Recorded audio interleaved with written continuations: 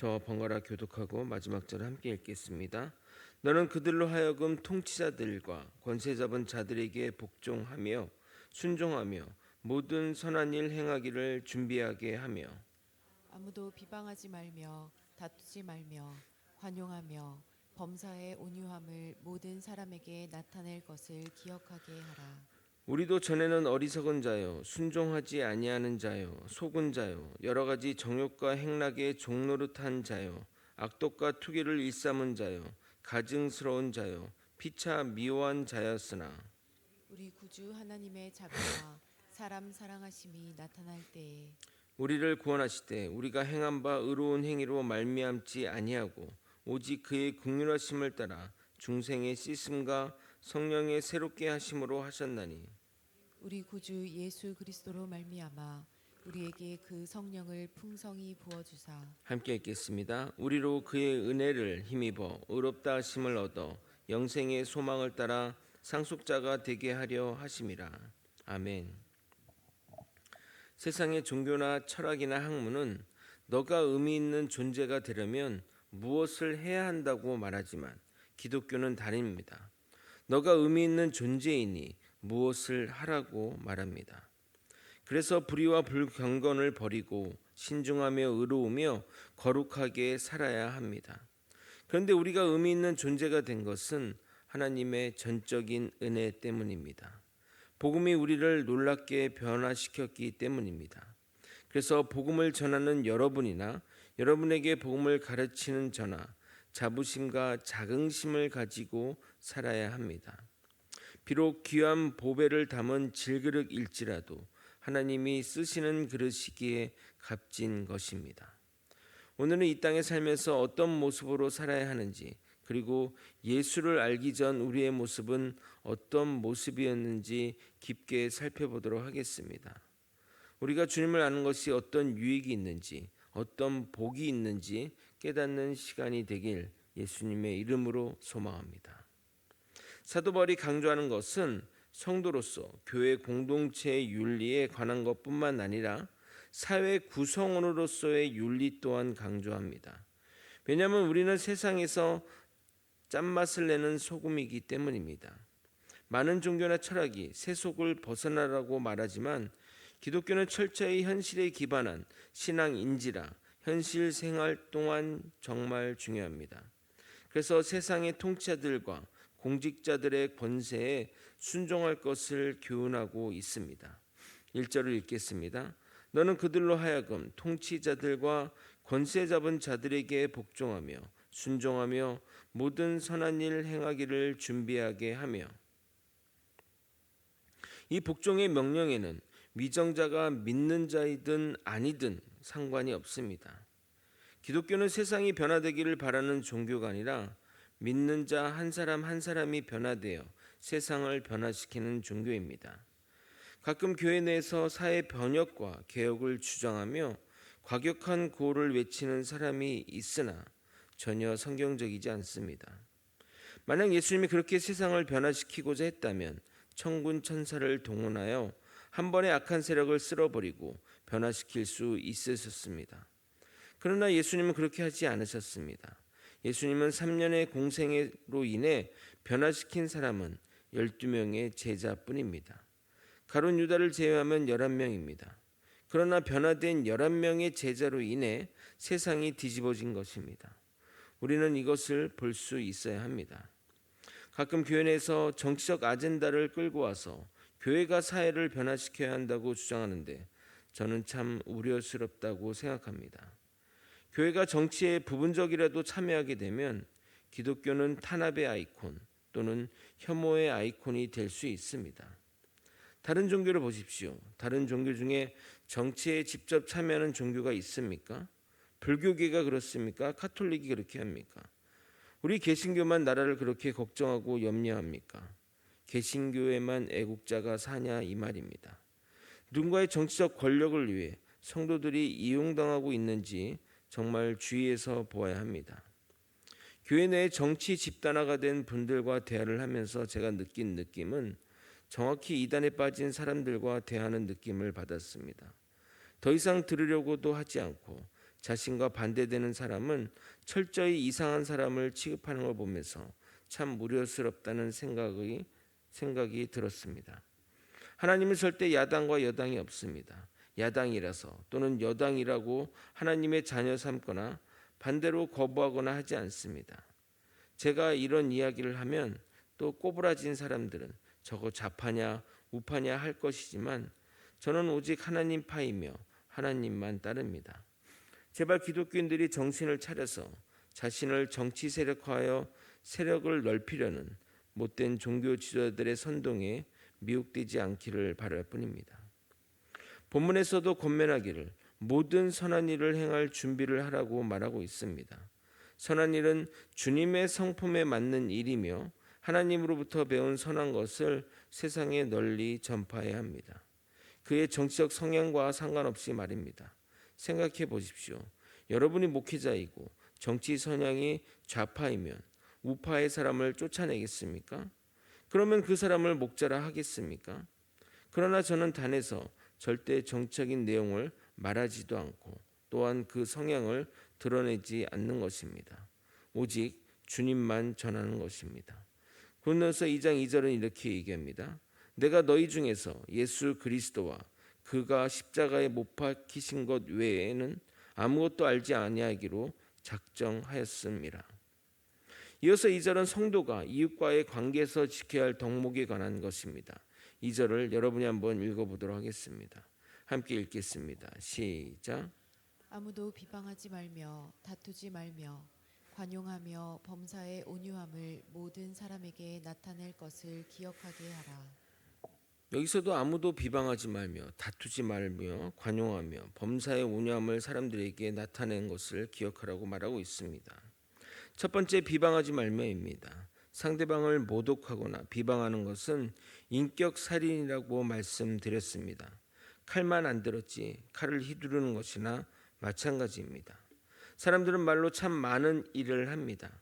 그러나 제가 확신하는 것은 반드시 그것은 돌아온다는 것입니다. 말로 남을 해코지하거나 없는 말로 비방하면 반드시 그것은 자신에게 또는 자신의 가족에게 돌아오게 됩니다. 이것을 꼭 명심하시길 바랍니다. 두 번째로 다투지 말며입니다. 싸워서 좋은 경우는 스포츠 경기 외에는 없다고 생각합니다. 모든 일을 다투지 말고 대화로 풀 수 있어야 합니다. 대화로 푸는 것이 가장 안전하고 후유증이 덜 남는 방법입니다. 세 번째로 관용하며입니다. 앞에 두 권면은 하지 말라는 권면이고 뒤에 두 권면은 하라는 적극적인 권면입니다. 관용하다의 헬라어 에피에이케이스의 뜻은 기꺼이 자리를 내주다라는 의미입니다. 우리가 누군가를 배려하며 관용한다는 것은 자신의 자리를 내어주는 것이 전제되어야 합니다. 자신의 자리를 차지한 채 남을 배려하거나 관용한다는 것은 말이 되지 않습니다. 우리가 흔히 계급장 떼고 이야기하자라고 말을 하는데 관용하며가 바로 그런 의미라 하겠습니다. 그러나 우리 사회에서 진정한 관용하며가 존재할까 생각합니다. 기껏해야 내 자리를 지킨 상태에서 상대방의 입장을 생각하는 수준일 것입니다. 아니 저는 그것도 대단하다 생각합니다. 내 자리에서 상대방을 바라보며 그를 판단하고 하는 것이 우리의 전반적인 모습이라 하기에 관용하면은 정말 대단한 덕목이라 생각이 듭니다. 그러기에 관용하면은 예수님이 취하신 행동이라 하겠습니다. 신의 자리를 내려놓고 우리 인간을 생각해서 죄인의 자리에 서신 예수님 그분이 진정한 관용의 상징이라 하겠습니다. 마지막으로 온유함을 모든 사람에게 나타내며입니다. 온유는 예수 그리스도의 대표적 성품이며 성령의 열매 가운데 있는 우리 성도들이 지켜야 할 성품입니다.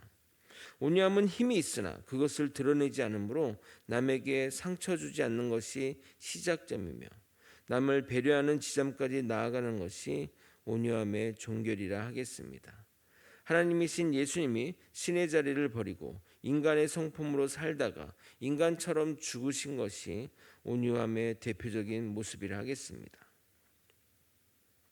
이어지는 3절부터 7절까지는 성도가 왜 선한 삶을 살아야 하고 선한 삶을 살아야 하는 신학적 근거를 다루고 있습니다. 이 구절은 초대교회에서 신앙 고백의 형태로 불리어졌다고 합니다. 즉 사도신경처럼 암송하며 고백한 구절이라는 것입니다.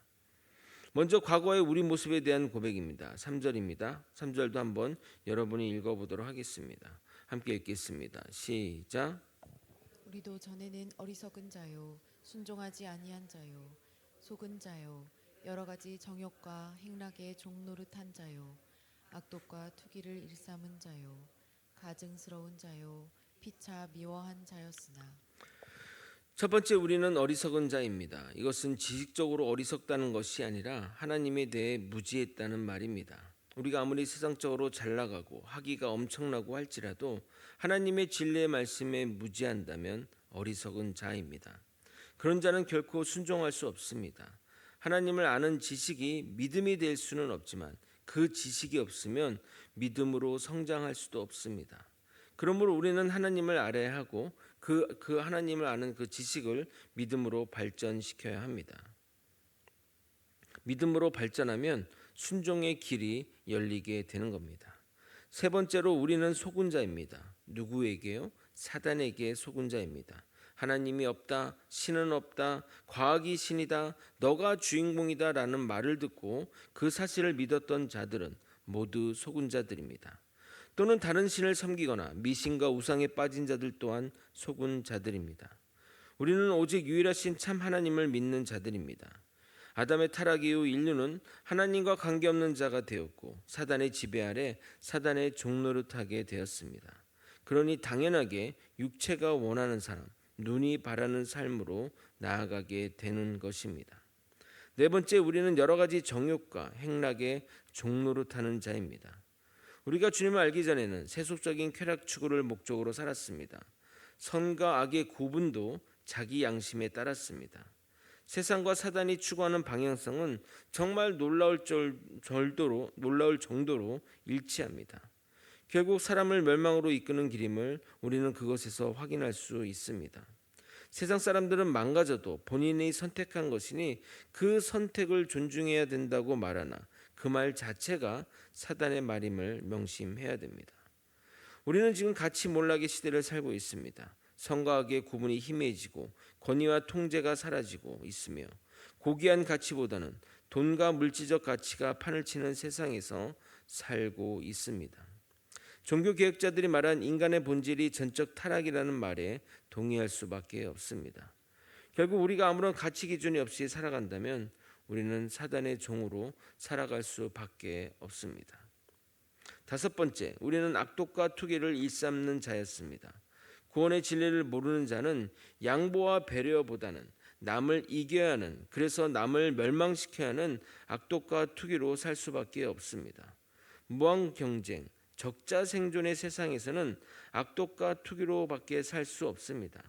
남을 죽이지 않으면 내가 죽는데 어떻게 배려와 양보와 헌신이 있겠습니까? 우리가 아는 진화론은 바로 그런 이론입니다. 우리가 믿는 것은 우리의 생각을 지배할 수밖에 없습니다.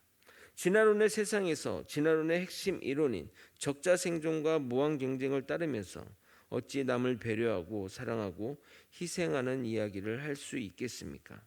만약 그렇게 할지라도, 인간이 그런 삶을 살지라도 자신을 돋보이게 하기 위하여 또는 그런 행동을 하는 것이 사람들에게 존중을 받기 때문에 하는 것이지 남이 중심이 되어 남을 정말 진심으로 사랑하는 마음으로 하지는 못할 것입니다. 마지막으로 우리는 가증스러우며 서로를 미워하는 자였습니다. 가증스럽다는 헬라어 원어 스티게토이는 미운, 혐오할 만한 이란 의미로 영적으로 하나님 보시기에 또는 거듭난 사람의 눈에 미운 모습이라 하겠습니다.